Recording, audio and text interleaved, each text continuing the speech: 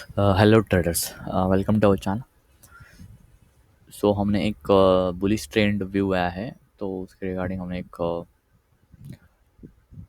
Call को by किया है, बट ये ऑप्शन बाइंग है। ठीक है, हमने सिंगल लॉट से ऑप्शन बाइंग की है। लेट्स सी क्या होता है, बिकॉज कल आप देखोगे ना, कल का पूरा दिन स्ट्रेट अवे नीचे है। ठीक है, तो आज थोड़ा बहुत तो आएगा आएगा रिवर्स एंट्री। ठीक है, क्योंकि स्ट्रेट अवे नीचे है तो स्ट्रेट अवे ऊपर थोड़ा रुक रुक के तो जाएगा, बट जाएगा ऊपर है। ठीक है, सो उसके अकॉर्डिंग हमने एक एंट्री ली है, क्योंकि 24,700 पे अच्छा खासा हुआ है, और ऊपर से प्राइस एक्शन भी वहीं पे ही है। और 24,670 680 के आसपास एक प्राइस एक्शन दिख रहा है कि वहीं से रिवर्स हो सकता है। सो लेट्स सी, अगर 24,700 के ऊपर सस्टेन रहेगा मार्केट, तो हम 24,800 तक हमारा टारगेट रहेगा। ठीक है, लेट्स सी, आइदर 24,800 का टारगेट देगा तो हम एग्जिट लेंगे, जो भी प्रॉफिट एंड लॉस हो, बिकॉज ये ऑप्शन पाएंगे। ठीक है, बट 24,700 पे हमारा एस एल रहेगा, और 24,800 का हमारा टारगेट रहेगा। दो चांसेस है, आइदर मुझे स्पाइक दे के ये, मतलब 10,000 का प्रॉफिट होके मैं निकल जाऊंगा, आइदर 5 और 6,000 का एस एल लेके मैं निकल जाऊंगा। मतलब दो एस एल, दो टारगेट, मतलब इंडेक्स अकॉर्डिंग भी हमने एसएल और टारगेट रखा है, और जो हमारा ऑप्शन बाइंग है इसमें भी हमने टारगेट लगा के रखा है कि भाई ये अगर मतलब 4 5 5 हज़ार या 6,000 तक आएगा लॉस, तो हम निकल जाएंगे। फिर देखेंगे नहीं कि इंडेक्स मेरा 24,700 तक जा रहा है नहीं जा रहा है, बिकॉज ये ऑप्शन बाइंग है प्योरली। बस आपके लिए मैं ऑप्शन बाइंग आज इनिशिएट किया है मैंने। सो लेट्स से देखते हैं क्या होता है। मतलब अगर मेरा लॉस अगर 5 to 6,000 रहेगा तो मैं एग्जिट कर लूँगा। अगर मेरा टारगेट देगा 10,000 11,000 तक, तो मैं यहाँ से एग्जिट कर लूँगा, फिर मार्केट कहीं भी जाए, या फिर 24,800 ही है यहाँ पे। सो देखते हैं, एज पर हमने इंडेक्स भी टारगेट लगा के रखा है, एज पर हमने ऑप्शन लिया उसको भी ये रखा है, टारगेट रखा है। ठीक है, लेट्स सी। और हमने देखो पहले 4 लॉट से हमने पहले किया था, मतलब 300 क्वांटिटी से हमने ट्रेड शुरू किया ये। ठीक है, फिर और दो चार मतलब क्वांटिटी बढ़ाए थोड़ा, फिर से तीसरी बार और बढ़ा के हमने 750 तक हमारा लिमिट है, उसके ऊपर हम बाइंग नहीं करते, भले फंड कितना भी हो हमारे पास। बट मेरा यही कंसर्न रहता है कि ऑप्शन सेलिंग और ऑप्शन बाइंग सेम लॉट में हो।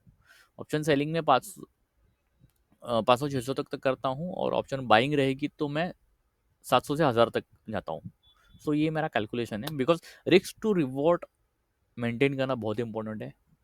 सो देखते हैं, अभी ये रिवर्सल तो दिया है उसने, पुल बैक तो देगा, बिकॉज कल पूरा ड्रास्टिकली नीचे आया था। सो आज थोड़ा सा पुल बैक देगा बुलिश की तरफ। ठीक है, तो इसके लिए हमने ट्रेड इनिशिएट किया है। और ओ आई भी अल्टीमेटली चेंज ही हो रहा है, क्योंकि 24,700 पे ओ आई बहुत जनरेट हो रहा है। सो लेट्स सी, हम एग्जिट कर लेंगे, ज़्यादा ग्रिड नहीं रखेंगे, या फिर क्या बोलते हैं उसको, ज़्यादा हम लालच करेंगे तो नुकसान हमारा ही। सो टारगेट दिया है तो हम यहाँ से एग्जिट कर लेंगे। Please exit the positions. Okay, हम भी एग्जिट करेंगे, डोंट वरी। टारगेट हो चुका है, मतलब भले इंडेक्स ने मेरा टारगेट नहीं दिया, बट मेरा जो ऑप्शन बाइंग है उसने टारगेट दिया, तो मैं निकल गया। अभी इसमें क्या होता है कि मेरा अभी देखो 13 14 तक दिख रहा था। सो एग्जिट करते करते, जब जैसे ही हम एग्जिट करते हैं ना, तो एग्जिट करते करते 9,000 ही हाथ में आया। तो ऑप्शन बाइंग में यही दिक्कत होती है। सो स्पाइक के कारण ये इश्यूज होते हैं। सो हमने देखो 400 का ही हमने बस इसमें चार टैक्सेशन लगाया है, ओनली 400, सॉरी 400 का ओनली टैक्सेशन लगा है। सो अच्छा ट्रेड था ये, बट ऑप्शन बाइंग में नहीं करता हूँ ज़्यादातर। अगर एस एल जाता है ऑप्शन सेलिंग में, तो ही मैं ऑप्शन बाइंग करता हूँ।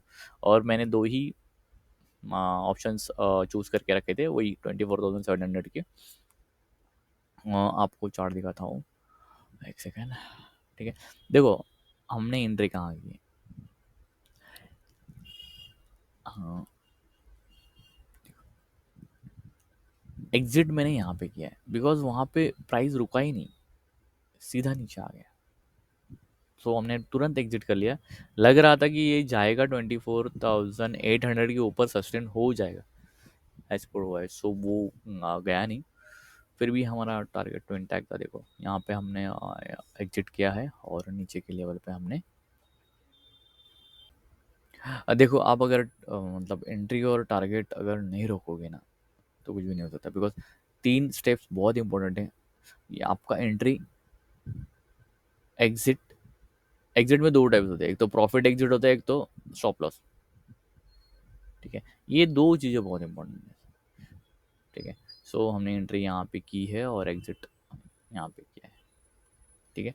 देखो अभी मार्केट बहुत ऊपर जा रहा है। मेरा शायद इसमें मेरा प्रॉफिट भी डबल होता, मतलब 10,000 जहाँ पे मैंने बुक किया है, वहाँ पे आप अगर अभी प्राइस देखोगे, उसके अकॉर्डिंग मुझे और मतलब 20,000 के ऊपर मेरे को प्रॉफिट होता, बट हमने नहीं किया है वो, बिकॉज नहीं, हमारे लालच ग्रेड नहीं रखना है।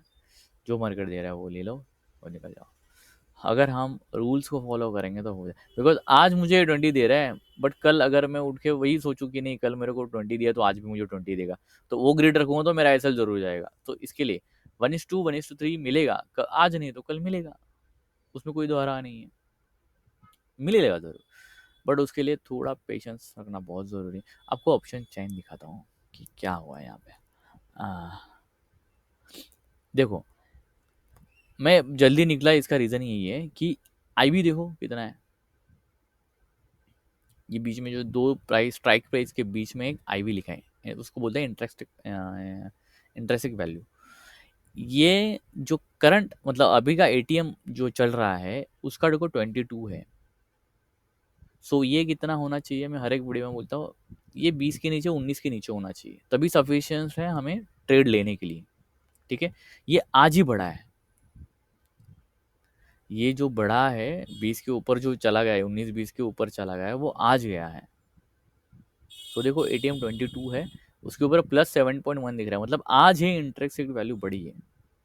सो इसके लिए मैं जल्दी तुरंत एग्जिट किया, क्योंकि जब लिया तभी नहीं था इतना ज़्यादा एटीएम का आईवी, नॉर्मली था, ठीक है? सो ये 2 रीज़न से मैं अभी ट्रेड तो नहीं लूँगा पूरा, मुश्किल, बिकॉज़ ये 20 के ऊपर चला जाएगा तो मैं कुछ नहीं कर सकता, बिकॉज़ भले पीसीआर नेगेटिव हो, कोई बात नहीं, इंडिया विक्स भी सही है, फिर भी अभी ट्रेड नहीं लेंगे, बिकॉज़ ये आईवी अगर वैसे ही अगर कल भी रहा आईवी अगर 20 के ऊपर, तो हम कल भी ट्रेड नहीं लेंगे।